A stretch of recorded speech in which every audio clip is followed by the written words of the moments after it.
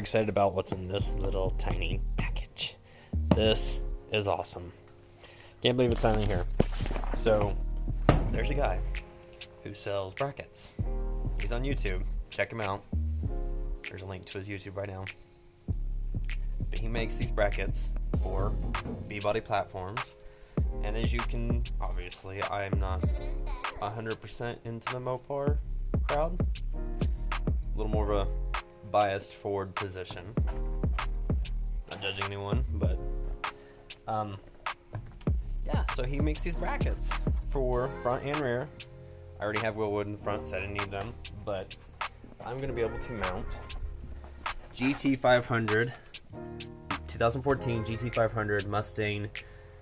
I believe they're 11-inch or 14-inch rotors and calipers to my Mopar 8 3/4 rear end. I mean, I've already got a Ford engine in it, Ford transmission, and Ford rims. Might as well go Ford brakes. You can't beat them. They're cheap, and this guy did an amazing job on these, so I can't wait to install them.